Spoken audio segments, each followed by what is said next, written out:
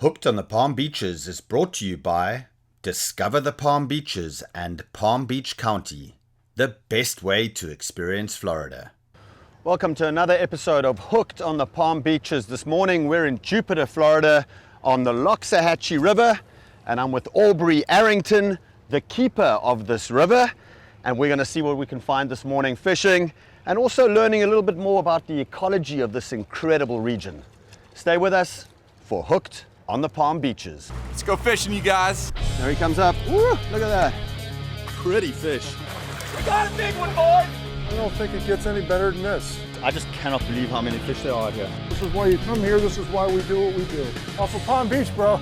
This is the kind of Jurassic Park stuff that lives out here. Woo! We did it, fella.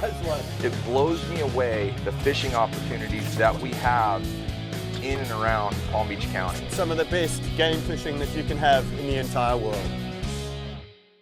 Fishing with us today is Aubrey's younger brother, Rob Arrington, my good buddy. I've fished with Rob in the craziest places around the world. He's got to be one of Florida's best known fishermen. He's got a great show, check it out on YouTube, called Deer Meat for Dinner. And Rob's going to take us with his brother today to some of his best known spots in Jupiter for fishing on the Loxahatchee River. Now I think there's going to be a little bit of friendly competition here today between the brothers, and I'm certainly going to try and outdo both of them. So stay with us.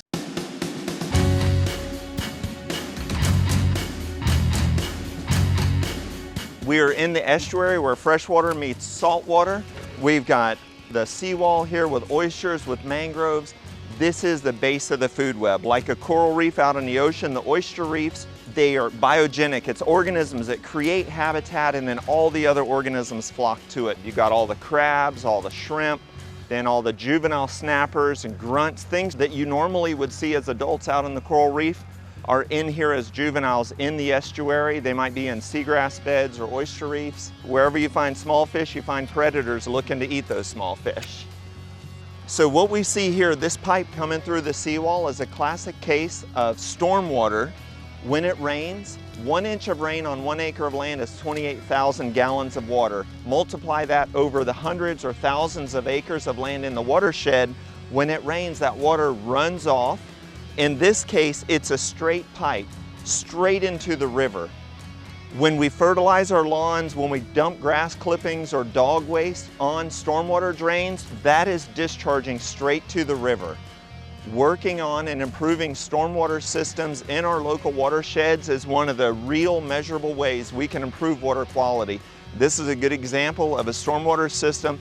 Anything that washes off your yard into that stormwater pipe is coming right to the river. And we, the Loxahatchee River District and other organizations, are looking at ways to improve stormwater treatment to improve water quality flowing into the river. So Aubrey, the Loxahatchee River is tidal, right? That's correct, absolutely. Is there any particular tide that works better for fishing? So most people that I know like to fish a moving tide, so not on the dead high tide or dead low tide, but as long as the tide's moving, incoming or outgoing, generally you'll find, my experience, better luck. Right. Of course, I like to say the best time to go fishing is whenever you can. No doubt, no doubt. Then you just got to figure out who's biting. Right, exactly.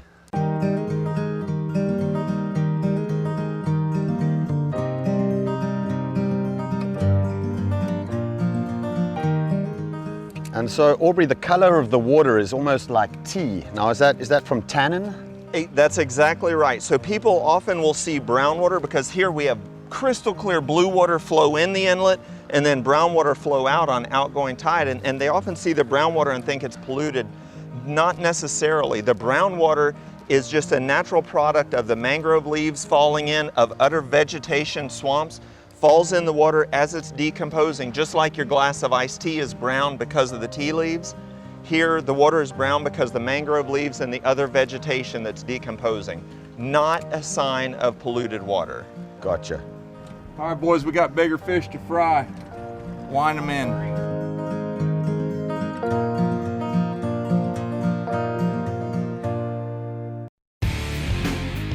Hooked on the Palm Beaches is brought to you by Discover the Palm Beaches and Palm Beach County, the best way to experience Florida, and by Pelagic High Performance Offshore Gear.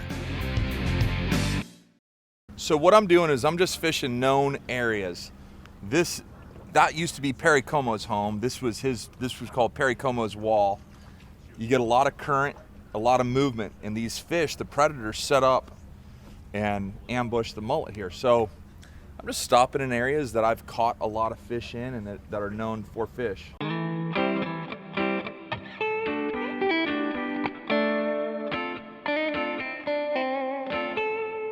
Snook, nice snook too.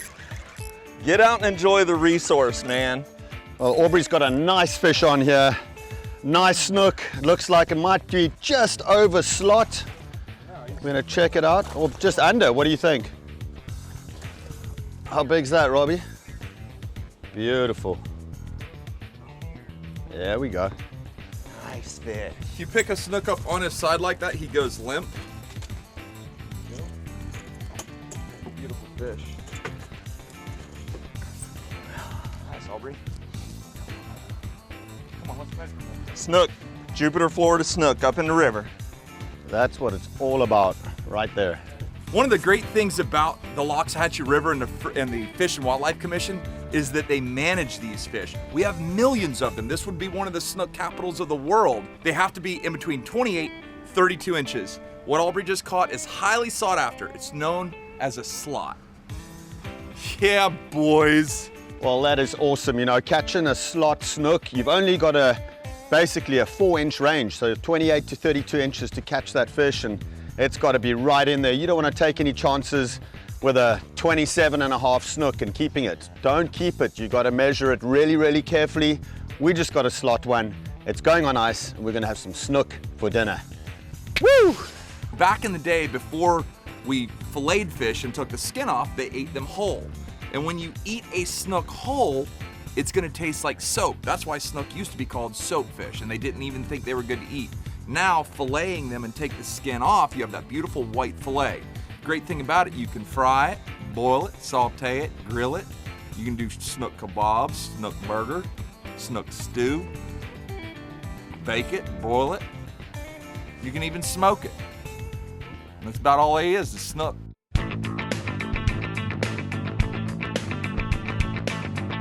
Snook, snook, snook. Yeah, I got him. He's a nice fish. He's right here. I'm coming. I'm got right him, here. got him. Hold on, don't Hold on. Go easy on him right there. You're only using 20-pound leader, and we've got to keep him away from the pylons and the seawall. Hold your rod to the left there. Nice fish. Nice fish. Okay, coming your side. Oh, he's off. That's what these snook will do. Their jaws are pretty rough, so you can feel that he's just frayed through the leader there. So you want to try and get these fish to the boat as quickly as possible, but obviously this is a consequence of snook fishing. We'll wait for another one. What happens there, it's a fine line that you have to walk. If you use too heavy of leader, you don't get the bite. Yeah. If you use too light, you fray them off. That's why there's just a ton of finesse in there. Yeah. Aubrey, good job, man. This is what it's all about, fishing on the Loxahatchee River in Jupiter. Look at this day, sunshine, it's coming into winter, beautiful time of the year, and there's a lot of action. We've literally been on the water for half an hour. We've had one nice snook to the boat. We've just lost a really nice big snook. We've caught 2 jacks already. Had multiple other Doesn't get much better than that. Yeah. I mean, this is a fantastic ecosystem, and it's guys like Aubrey that are really taking care of this ecosystem for future generations, so that our kids and our kids after that can fish this river for years and years to come. All right, James, here you go. Currently, you sit at negative Fantastic. 75 points. You've got negative points for losing the fish, negative points for losing the lure, and most importantly, you got negative points for using the handle on the wrong side of the reel. So good luck. Hopefully you make it back to even. Let me just clarify one thing for the audience. You in America have got it wrong. This is the way to put on a handle on a reel. For sure, it's got to be on the right-hand side. What are these guys doing? That's crazy. Come on.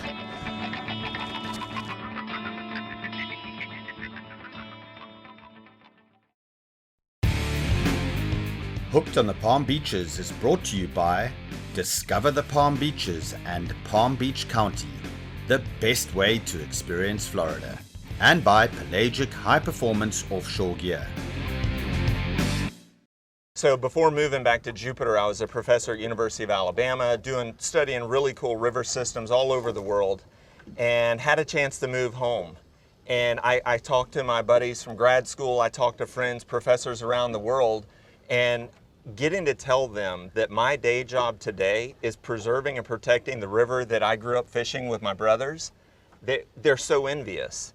It's the best job in the world. Literally each day wake up and say, what else can we do to make this river better?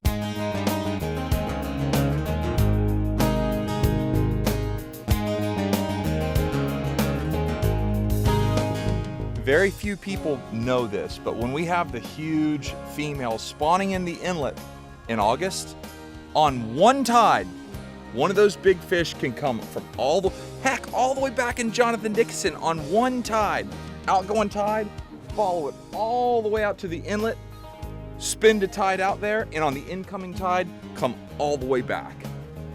That is a fact. People think that they just reside out there. I believe the males reside out there and wait on them, but the females go and come.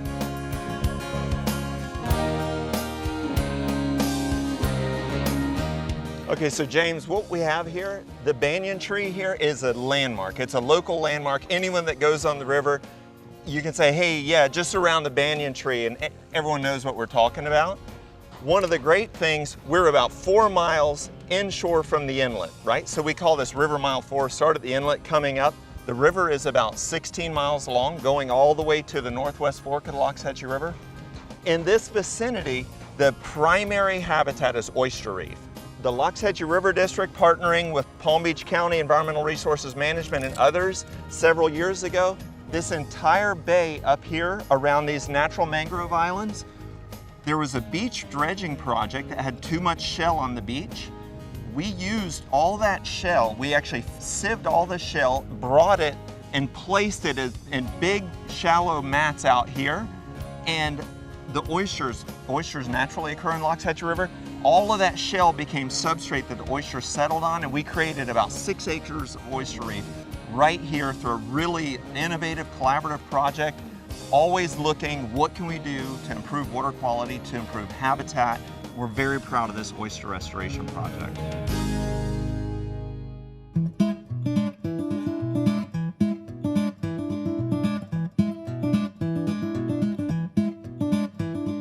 So Aubrey, it looks like a lot of people have got mangroves like in front of their yards over here. What's that all about? So we would call this a living shoreline here. You can see the limestone riprap down at the base of the mangroves, and then a breakwater, if there is one at all, behind that.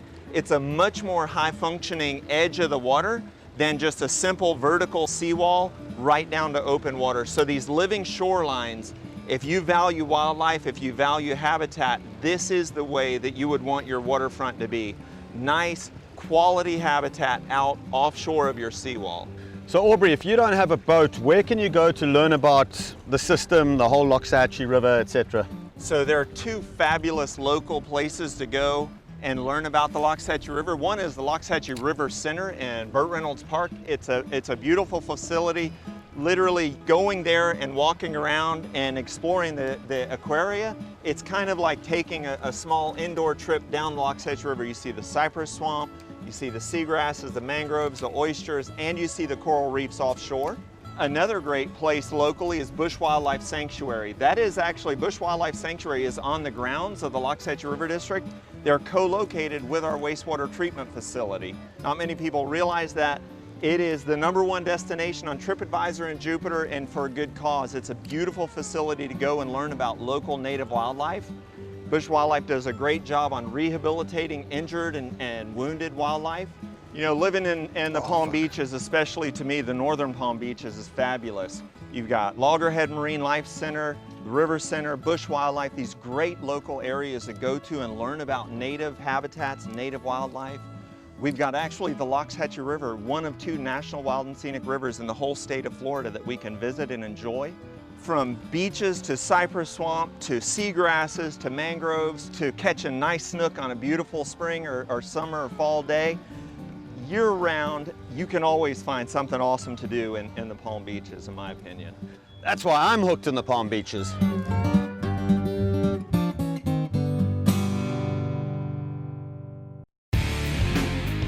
Hooked on the Palm Beaches is brought to you by Discover the Palm Beaches and Palm Beach County, the best way to experience Florida, and by Pelagic High Performance Offshore Gear.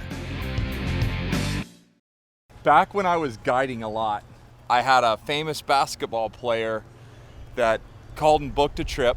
He wanted me to pick him up at Sailfish Marina in Palm Beach. So in this boat, I drove all the way down there to Palm Beach, picked him up, asked him, what do you want to catch? He said, I really want to catch a tarpon. Well, I knew that there were tarpon. The only place I knew there were tarpon was in this bay right here. So from Sailfish Marina, I come all the way here, which is a long way, get anchored up, and he looks at me and he goes, are you joking with me? I said, no, I ain't joking with you. I said, why? He goes, because that's my house. No way. I literally came all the way here, anchored up right here, and that's his house. He goes, you could have just picked me up on my dock.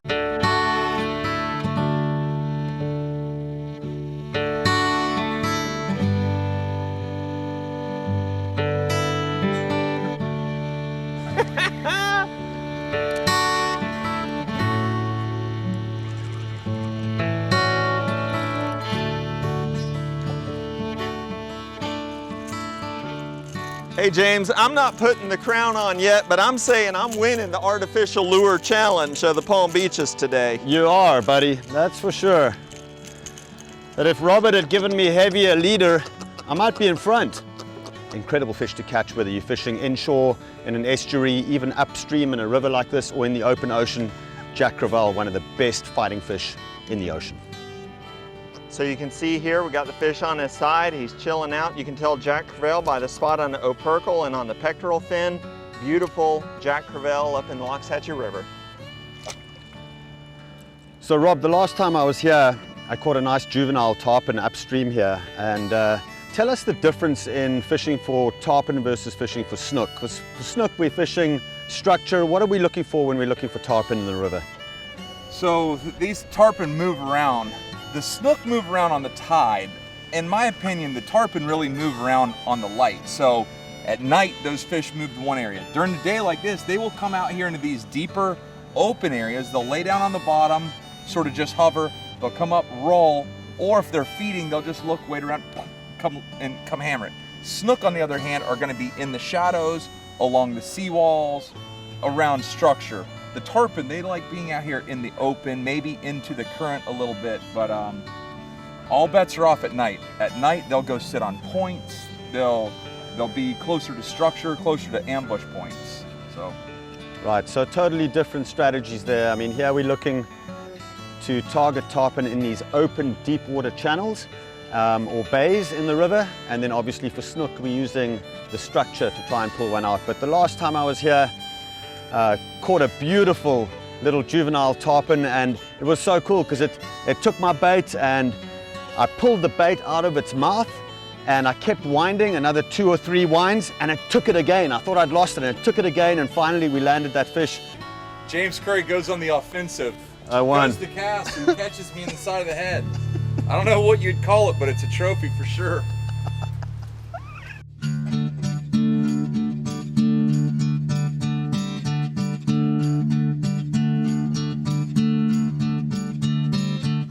I got one.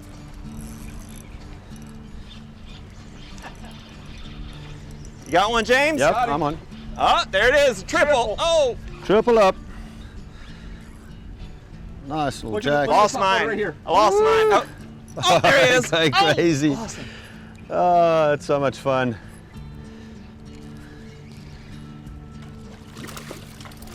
Oh, right here in the boat. Look at that. See if we can get another one while we're at it. See this right here? Yeah. Fish lab! Okay, so what happens is we've got all this current rushing out. There's a deep hole right there, and these fish, these jacks, snook, everything else, they're ambushing little bait fish. And so we're trying to match the hatch using little topwater plugs and swimming baits. If you got time, get in a boat, find a friend, get on a dock, go somewhere and go fishing. It'll make you feel better. It'll change your outlook on life, and it'll be a great day. Well, we don't often get to close out a show with a triple header, but that was pretty cool. Just shows you this river is really being taken care of. Catching jacks and snook all morning, and what a great time learning your stories. It was awesome. Thanks so much, Aubrey. My Appreciate pleasure, it. James. Rob, thanks so much, buddy. We'll see you next time on the river. I'm fishing. And we'll see you next time on Hooked on the Palm Beaches.